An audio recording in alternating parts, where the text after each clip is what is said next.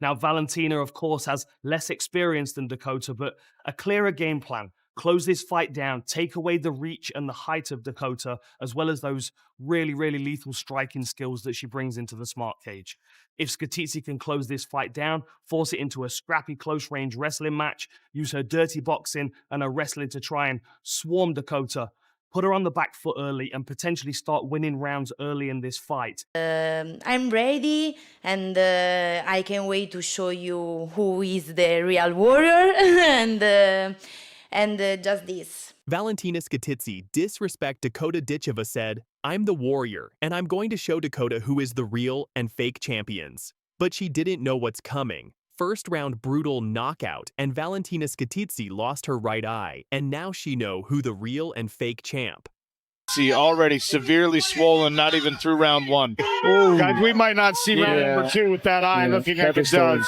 I think the doctor's going to step in and stop this. I don't think she's going to be able to see out of that eye. Another right hand there from Dakota Ditcheva. Can you see? She said yes. And then he held up two fingers. Oh, that's really bad, guys. That's the end of the fight. Good fall. On December 8th, 2023, at Dublin's 3 Arena, the MMA world witnessed one of the most brutal reality checks in recent memory. The stage was set for the PFL Europe Women's Flyweight Championship final, a fight that would expose the dangerous consequences of underestimating your opponent. For Dakota on the other side, we know she's a very strong striker, but we also saw her skills on the ground against Malin Hermansson in her first bout of the year. Now, what do we expect from Dakota? Well, I don't know because she's evolving so quickly. I expect her ground game to be very strong, but I expect her striking skill set to be where she wants to keep this fight. Use her height and reach advantage, as well as a Muay Thai pedigree, and win this one on the feet. If Scatizzi closes this fight down and forces a wrestling match, then we're going to get to see the new improved ground skills of Dakota Ditcheva. But it's clear this is a striker v grappler matchup, and the winner will be the one that keeps it in their range and is able to land the more meaningful strikes throughout the fight. In one corner stood Dakota Ditcheva, the undefeated British-Bulgarian powerhouse with a perfect 9-0 record. 7 of those victories came by devastating knockout, marking her as one of the most feared strikers in women's MMA. In the opposite corner was Italy's Valentina Scatizzi, confident, vocal, and about to learn a lesson she'd never forget. But Scatizzi wasn't just confident, she was disrespectful. In the lead-up to their championship clash, the Italian fighter made it clear she thought Dakota was nothing special. "She is a good opponent, but maybe she never fought with someone like me," Scatizzi declared with arrogance dripping from every word. So good for me, but she is good opponent, but maybe she never fought with someone like me, so I won't just fight. "I'm ready, and I can't wait to show you who is the real warrior. I'm like an animal, you know, so it doesn't matter who I have in front of me." I'm like an animal, you know, so doesn't matter who I have in front of me. I won't just go to the cage, smash, and... The trash talk was relentless. Scatizzi assumed she was tougher than Ditcheva, dismissing the Brit's Barbie character and believing her own hype. She had no idea what storm was about to hit her. During the face-offs, the contrast couldn't have been more striking. While Scatizzi tried intimidation tactics, puffing her chest and talking tough, Dakota remained ice-cold in her demeanor.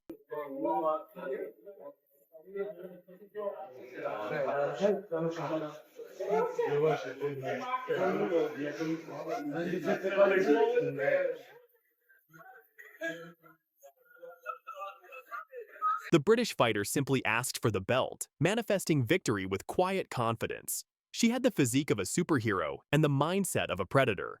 This wasn't just another fight for Dakota. This was her coronation.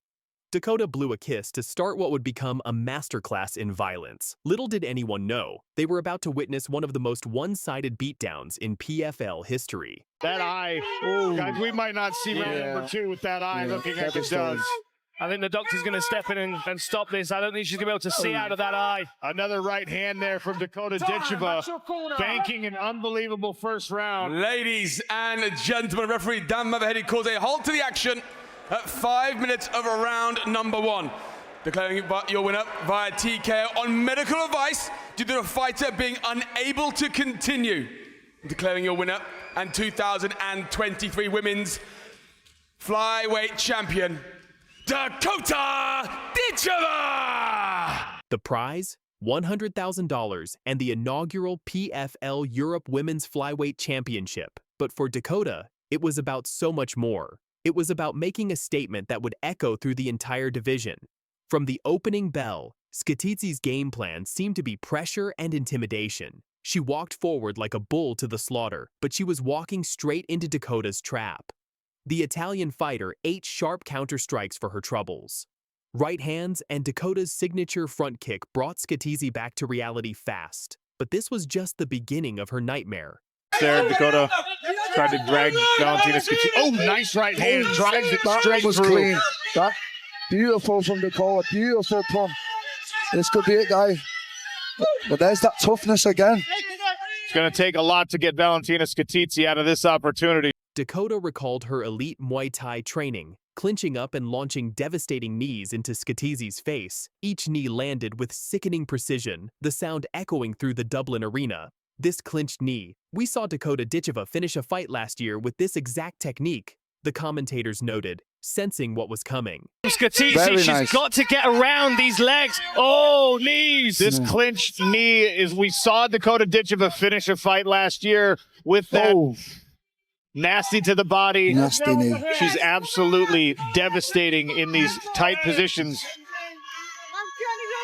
Good head position here from Dakota. Nice knee to the head as well. Scatizzi attempted her only chance at survival with a desperate double leg takedown attempt, but Dakota was too strong even in wrestling. The British monster unleashed her long legs with devastating effect. When they clashed again, Dakota released a two-piece and a soda to Scatizzi's skull, turning her insides to mush with hard shots. Like something out of a Wonder Woman movie, Dakota caught her rival with a right hand and uncorked the kind of knees that made everyone in the arena start to worry for Scatizzi's safety. The British Bulgarian showed no mercy. More pain rained down on the face of Scatizzi, whose body had taken a ton of damage. Dakota systematically broke down her opponent, targeting the head with surgical precision. Then came the moment that shocked everyone. Scatizzi's face began to wear the damage in the most horrific way imaginable. Her left eye started swelling up grotesquely, ballooning to an unnatural size that blocked out her vision completely. But Dakota, showing her vicious nature, attacked the damaged eye with targeted strikes. The damage was so severe that the ringside physician had no choice but to intervene. She's going to step in and stop this. I don't think she's going to be able to see out of that eye, the commentator called as the doctor examined the horrific injury. I think the doctor's going to step in and stop this. I don't think she's going to be able to see out of that eye. Another right hand there from Dakota Ditcheva, banking an unbelievable. The fight was waved off due to medical advice. Scatizzi was unable to continue. The brutal knees and extra punishment were the ultimate reward for her pre-fight disrespect and bullying tactics. TKO victory for Dakota Ditcheva. The message was sent, loud and clear. Summing up years of hard work in the gym, Dakota celebrated by dancing around the cage before being presented with her championship belt. The win secured her the $100,000 prize and established her as the most dangerous woman outside the UFC. Yeah, I could see she couldn't see out of it like the last 30 seconds, so I'm surprised they didn't stop it straight away because that's what I was pointing at. There was no way the doctor was letting her out with that eye. How do you feel about the performance? Dan Hardy and Brendan Loughnane were both saying you have the best knees in all of mixed martial arts right now. Regardless of division, man or woman, they say you've got the best knees. Do you agree? Sure, it's funny because in Thai boxing, I never thought my clinch was any good. And then it came over to MMA, and now I seem to be using it all the time, so I'll take that one. But for Valentina Scatizzi, the lesson was learned in the most brutal way possible. Her trash talk about being the real warrior and showing Dakota, who is fake, had backfired spectacularly. The Italian fighter now knew exactly who the real champion was, and it wasn't her. The damage to her eye served as a permanent reminder of what happens when disrespect meets elite-level violence in the cage. Dakota's performance sent shockwaves through the women's flyweight division. This wasn't just a win. It was a statement that would make every future opponent think twice about underestimating the British Bulgarian destroyer.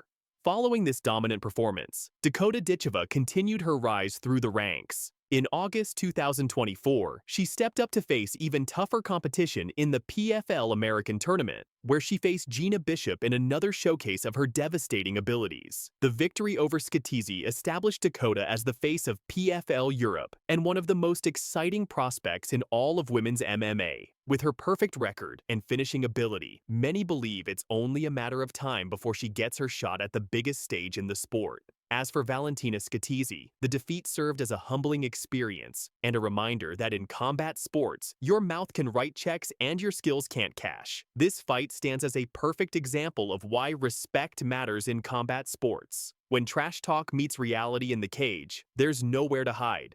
Dakota Ditcheva proved that night in Dublin that she's not just a pretty face with power, she's a legitimate killer who backs up her quiet confidence with devastating action. Sometimes the most dangerous fighters are the ones who let their fists do the talking. What did you think of this brutal finish? Let us know in the comments below. Don't forget to like and subscribe for more combat sports content. Until next time, stay tuned for more stories from inside the cage.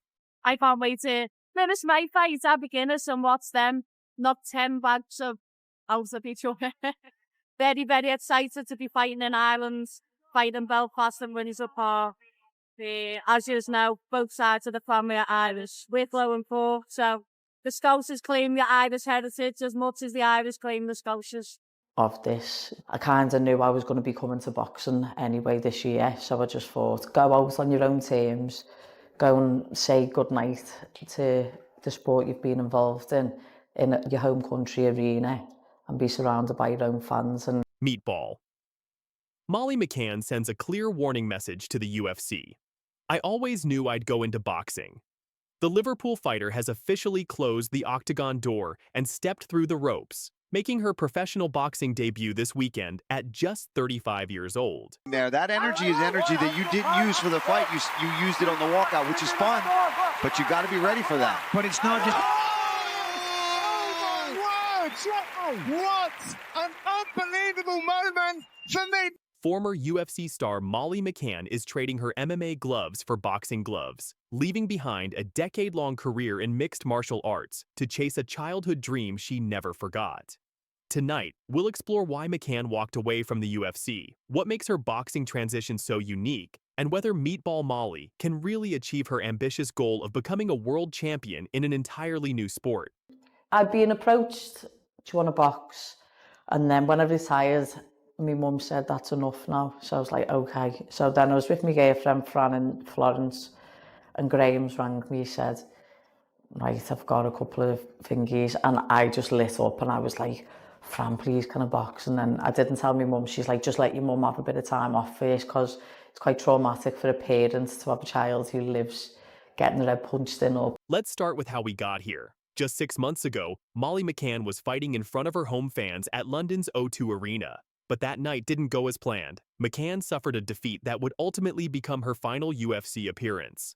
McCann's UFC journey was a roller coaster ride. After winning the inaugural Cage Warriors women's flyweight title in 2018, she entered the UFC with high hopes. Her record tells the story: 14 wins, 8 losses, with some spectacular highlights and crushing setbacks. I'm not even going to say anything. Was that perfect? That's you. You me and Michael are always jockeying for position. The Liverpool native became famous for her explosive style, particularly those spinning back elbow knockouts that had fans on their feet. But McCann's biggest weakness was also her downfall: her grappling game. In her final 5 UFC fights, she lost 4, with 3 of those defeats coming by submission. I knew I wasn't going to be the best in the world in the UFC, McCann candidly admitted. That realization, painful as it was, became the catalyst for her next chapter. athlete, I was just over it. I think last year at that UFC Manchester card, when I broke my leg and my ribs and everything, I was just like, I don't know how much more I can take of this. I kind of knew I was going to be coming to boxing anyway this. Here's what makes McCann's story different from other UFC to boxing transitions. This isn't about money. While fighters like Francis Ngannou crossed over for massive paydays, McCann is actually taking a significant pay cut. I don't think people should be in combat sports just to make money, she explained. It's very dangerous. I'm taking a big cut to come to boxing because I wanted to do it and I love it. I can't wait to finish my fight. I beginners and watch them knock 10 bags of out of each other. Very, very excited to be fighting in Ireland, fighting Belfast and Windsor Park. As you know, both sides of the family are Irish. We're flowing for, so the Scousers claim the Irish heritage as much as the Irish claim the Scousers. I'm really excited for Tyrone McKenna. He's a good mate of mine. His last swan song, obviously, our Kevin, our boy, I really hope he gets the win. And who wouldn't be excited for Donovan Crawford being Matt?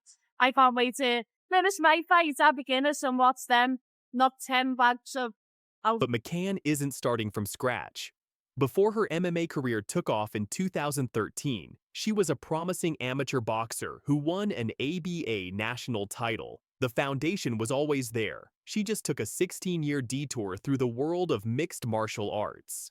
At 35, McCann knows time isn't on her side. Most fighters would be winding down their careers, not starting new ones, but she's found inspiration in champions like Katie Taylor, who at 39 is still dominating the super lightweight division.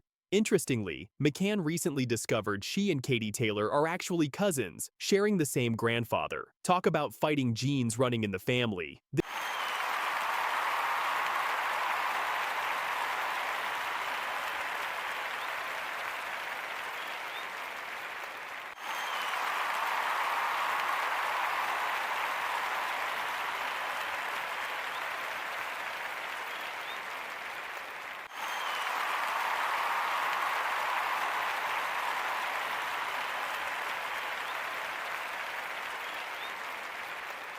This Saturday night at Belfast's Windsor Park, McCann will face Ireland's Kate Radomska in a 6-round bantamweight contest. It's part of the undercard for the Lewis Crocker vs. Paddy Donovan world title fight. Radomska, also 35, brings a professional record of 4 wins and 7 losses. She's currently on a 4-fight losing streak, making her what some might call a favorable opponent for McCann's debut. But in boxing, anything can happen, and McCann knows she can't afford to overlook anyone. The venue is significant too. Fighting in Belfast, McCann feels a connection to her Irish roots. Both sides of her family hail from Wicklow and Cork. It's like coming home to the motherland, she said during the promotion. McCann has signed a 10-fight deal with Eddie Hearn's Matchroom Boxing, showing this isn't just a one-off publicity stunt. She's committed to making a real run at boxing success. McCann's goals are nothing if not ambitious. She wants to become a world champion within 8 fights. She wants to be the first UFC fighter to win a boxing world title. And perhaps most ambitiously, she wants to headline a fight at Goodison Park, home to her beloved Everton Football Club. Since I was a little girl, my dream was to be a world champion in boxing, McCann declared. I kind of let people put down my dreams and ambitions in the MMA world. And now it's time to take back who little Molly was and why she started fighting. I just think since I was a little girl, my dreams was to be a world champion, and it was in boxing. And I'm just not here to believe that people can put down my dreams and my ambitions and what I want to be. And I've kind of let that happen in the MMA world. It's like, well, now it's time to take back who little Molly was, why she started fighting, and it was to box and it was to be the best. And boxing couldn't give to me what MMA could at the time. And I believe through every trial and tribulation and lesson that I got in MMA on the biggest stages as They've been talking, she's been saying she's just a Barbie, she should be a model. Well, a model just beat your ass in round 2, so shut up. That was digging deep for sure. Santos is in big trouble. She's in big trouble. Dakota Ditcheva to the body again. After Dakota Ditcheva's brutal destruction of former UFC title challenger Taila Santos at the PFL Championships, Eu realmente não lutei, eu não me encontrei naquela luta. E não falando dela, falando de mim mesma, porque a gente como atleta, quem é atleta vai me entender que não é todo dia que a gente treina bem. Tem dia que a gente treina mal, né? A gente sai da academia, nossa, hoje o treino não foi bom. E aquela noite foi isso, nossa, hoje eu não lutei, eu não sei o que é que aconteceu, hoje eu não tava pra luta hoje, né? E foi o que aconteceu. Eu não tava ali, eu realmente não lutei. Santos is now sending a clear warning message and demanding a rematch. But Ditcheva's response? Let's just say she's not holding back. Plus, we'll explore whether the undefeated British sensation is UFC bound and ready to finish what she started. Stay tuned. Let's rewind to that unforgettable night in Riyadh, Saudi Arabia. The PFL Championship Finals, $1 million on the line, and Dakota Ditcheva facing her toughest test yet in Santos, the woman who once went toe-to-toe with flyweight queen Valentina Shevchenko. She's never won a belt, as she said. Like, she's not a complete fighter, is she? I'm not a complete fighter. She definitely isn't either, so... But whatever. From the opening bell, it was clear we were watching something special. Ditcheva systematically picked apart the former UFC star, landing crushing leg kicks, brutal knees to the body, and precise combinations that had Santos in survival mode. But it was that finishing sequence that announced Ditcheva as a legitimate star, standing elbow against the cage, followed by a left hand straight to the liver that dropped Santos like she'd been shot. Game over. TKO victory at 4:41 of round 2. Also, Dakota killing it. I know, she's dude. in the final. Tyler Santos. That's a tough fight. It is. It's a step up, but Dakota's ready. Dakota's prepared. She trains hard. She's got, again, the best team around her. She's so disciplined, and she's just so fucking good, dude. Like, she is the real deal. She's the full package. I'm super excited for her. I think that this is about to be a big coming out party when she makes it look easy. What's a prediction? I mean, I think she's gonna knock her out. Okay. I think probably second round. And then came the mic drop moment. An ecstatic Ditcheva grabbed the microphone and delivered one of the most savage post-fight callouts we've ever heard. They've been talking, she's been saying, she's just a Barbie. She should be a model. Well, a model just beat your ass in round 2, so shut up. And they've been talking, she's been saying, she's just a Barbie, she should be a model. Well, a model just beat your ass in round 2, so shut up. Absolutely ruthless. The 26-year-old Brit had just dismantled a former UFC title challenger and wasn't about to let anyone forget it. But Tyler Santos isn't backing down. In a recent interview with Hablamos MMA, the Brazilian veteran sent her own message to Ditcheva, demanding a rematch and claiming she wasn't at her best that night. Santos admitted that Ditcheva's height advantage was problematic, stating, "She's very tall, and that was difficult. It was the first time I fought with someone that tall." I'm excited to fight. It's a big one. Big one. And some people like to say, hype is overrated, but I actually think hype puts the right pressure on the fighters that they need to perform.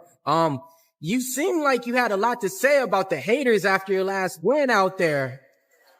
Yeah. It seems like you had a lot to say about the haters after your last win out there. Can you just talk about that emotion and everything I was going through? Yeah, I just feel like a lot of the girls in the tournament, or mainly all of them, have been speaking a lot on my name, saying that I'm hyped up more than I should be, which is all fair. They can say whatever they want. I'm not bothered. What I don't like is that they don't respect my skills. I don't disrespect any of their games. I take every fighter seriously in this tournament, and I just haven't had the same back. So yeah, I just got a little bit annoyed, but again, like I said, I keep my mouth shut and I let the fighting do the talking. Hey, you definitely do that. All right, I just got a few more. What's more important, do you think, speed or power? Ooh, speed. But here's where it gets interesting. Santos claims she simply wasn't herself that night. I honestly wasn't able to find my rhythm in that fight. Athletes will understand me in the sense that you don't always train well. You have bad days. That's what happened that night. I couldn't find myself. I wasn't there in the fight. With Dakota, she's more of a striker. I think, I'm also a striker by origin, but, I feel comfortable doing anything in MMA. So we'll see. I just think I'm more complete than Dakota, and we might see that in the fight if she does win. Thank you. It looks like the judges came to the correct decision. I would agree with what it ended up being. However, with the amount of time it took between the fight ending to them actually reading the scorecards, what were the nerves like inside of the scorecard? lá dentro do tempo que demorou para sair a decisão. Eu já estava comemorando a minha vitória, né? Já sabia ali que eu tinha vencido e estava lá, só na mente já comemorando. É isso. For her, it didn't make much of a difference. She knew she did more than enough to win. One question, from the team, and I don't know if you guys know, was that score already with the deduction? it was not. No, It wasn't, right? Because it doesn't add up if it was. Okay. Now, Santos is actively campaigning for a rematch, suggesting a super fight outside the tournament format. She's entering the 2025 PFL tournament against fellow Brazilian Juliana Velasquez, but her eyes remain firmly fixed on getting another shot at Ditcheva. The question is, does Santos deserve another crack at the woman who dominated her so completely? Or are these the words of a fighter who simply can't accept that she was outclassed? She didn't feel that strong at all. She honestly wasn't the strongest person I thought, so it surprised me a little bit. But I think I'd heard a little bit about her being in the UFC and doing similar things. I don't know. It'd been thrown around a little bit, so it wasn't going to be something that I was surprised at when it came out. And I clearly wasn't.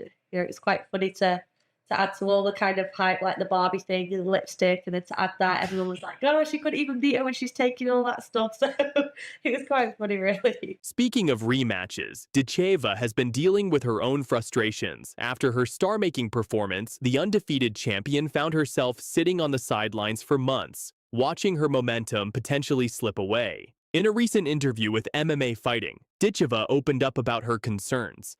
"It's been tough, and that's literally how I felt. That all my hard work, I was just watching it decline a little bit." But she also acknowledged the continued fan support. "Anytime I post anything, or PFL posts anything, every comment under the post is, 'Where's Dakota?' So, I feel like everyone's still backing me and they've not forgotten about me yet." Cash, you're like, good news, I'm going to be fighting, news to come. How tough was that for you, I guess, after seeing that momentum almost halt for the first quarter, a little bit more of 2025? Yeah, it's been tough, and that's literally kind of how I felt, that all my hard work I just was watching it go down a little bit. But then at the same time, anytime I post anything or PFL posts anything, every comment under the post is, "Where's Dakota?" So I feel like everyone's still like backing me. So, you know, they've definitely not forgot about me yet, and everyone still does want to see me fight, which is really nice. So maybe it's not lost momentum. Maybe it's just, you know, people are going to want to see me fight more now because I've been out for so long. They saw me fight 4 times last year, probably getting sick of me. Now they've had to wait a little bit. So I'm trying to see the good side of it. But yeah, momentum-wise, when we go back to that sponsorship and, you know, being in the headlines, and that was the first interview that I did with MMA Junkie the other week before that announcement. I hadn't done anything all year, and I felt like, you know, it was weird because my last year was so busy. You know, it was a real big change for me. The frustration is understandable. You have a perfect 15-0 record. You've just delivered a highlight reel knockout for $1 million, and then silence. No immediate plans, no clear path forward. Ditcheva admitted she didn't know what was next, especially with top contenders like Liz Carmouche locked into the tournament format. But now, finally, she has her return date.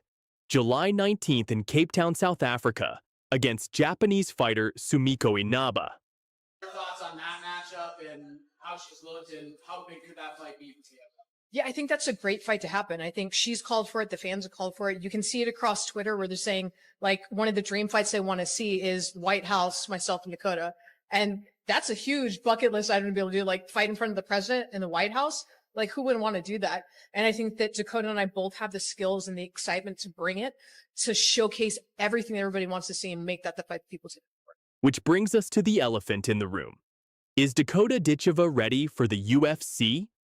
And more importantly, is the UFC ready for Dakota Ditcheva?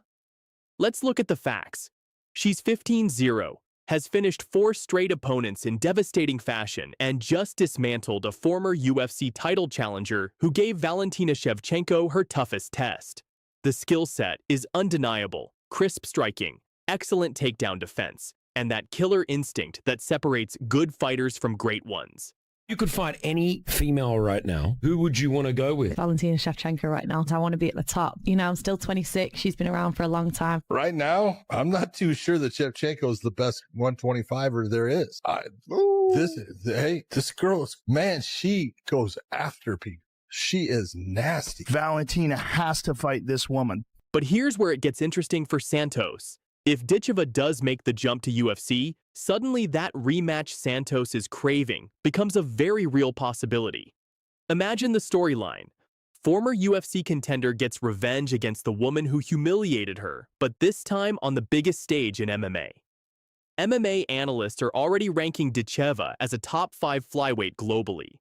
Some argue she's already championship-level material. The question isn't if she'll get to the UFC, but when. La temporada de PFL del 2025. Primero que todo, Tayla, ¿cómo estás? ¿Tudo bem? Y bienvenida de vuelta aquí al programa.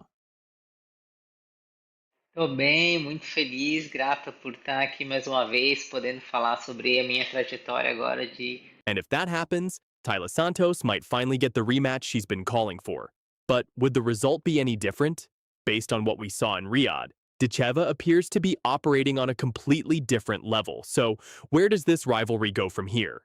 What do you think? Does Tayla Santos deserve another shot at Dakota Ditcheva? Or should the undefeated Brit set her sights on the UFC and bigger challenges? Let us know in the comments below. Don't forget to subscribe and hit the notification bell for all the latest MMA news and analysis. We'll see you next time on MMA Central. To pick the pace up a little more. She could start asserting some dominance on this round, in my opinion. Oh, Bishops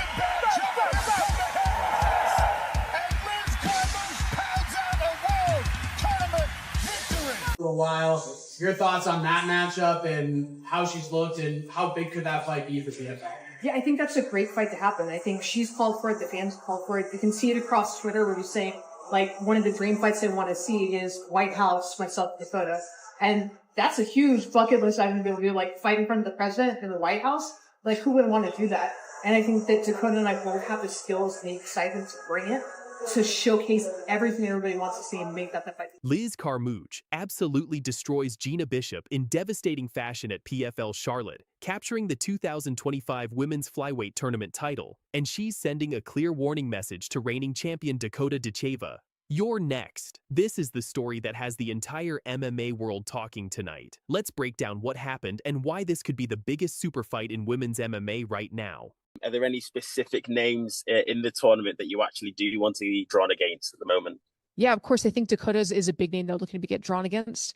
She, having been the UK champion, I'm definitely excited to face her. And I think that she's a name that's starting to rise up through the ranks that people are knowing. So ultimately facing her at some point, ideally in the finals, would really be exciting. You're used to having obviously a target on your back, obviously being the number one flyweight in Bellator for so long. Now obviously we get a larger roster with a lot of hungry fighters in the PFL roster now. What changes for you, and is there any more pressure now that there's new younger and other blood in the division? No, I don't really feel like there's more pressure. I kind of put that pressure on myself when I went into Bellator on wanting to make a new chapter of my career and make sure that I set out with getting finishes and not going to decisions anymore. In my 7 fights for Bellator, only one of them went to... Let's start with what went down in Charlotte. At 41 years old, Liz Carmouche proved that experience and veteran savvy can still triumph over youth and raw talent. The fight started competitively. Bishop, the Brazilian jiu-jitsu specialist, was holding her own in the early rounds. Round 1 was close, with both women exchanging strikes and testing each other's range. Whoa! I got an elbow to the back of the neck on the way. Yep. Yeah, baby.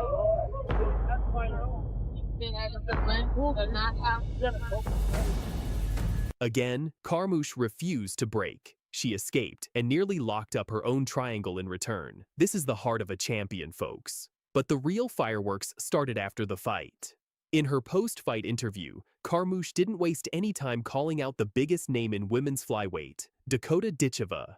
I would love to do a super fight at 135 pounds and get that division in here and headline. I think that would be amazing. I think when Dakota is healthy, I would love to get a chance to fight Dakota. Hey, I would love to do a super fight at 135, get that women's division in here, headline. I think that'd be amazing. I think when Dakota's healthy, I would love a chance to be able to fight Dakota. Now, here's what makes this so significant. Dakota Ditcheva is the 2024 PFL Europe champion who's been absolutely demolishing opponents. She's undefeated, young, hungry, and has been calling herself the future of women's MMA. But Carmouche, she's not impressed. In our exclusive interviews leading up to this tournament, she made it clear, I think that'd be a really exciting matchup. I know that it's a good matchup anywhere it goes. PFL female fighter that's not in this tournament, but that dominated last year, and that's Dakota Ditcheva. What do you think about her, and what do you think would happen if you two were able to get in the smart cage together? I think that'd be a really exciting matchup. For one, I think we were all impressed about what she was able to achieve last year. And at that point, we really didn't know what she was capable of on the ground. And now we've seen she's not a slouch. Somebody that's known for finishing people on the ground could not put her away on the ground. That says something. And to me, that's also really exciting because that means that, okay,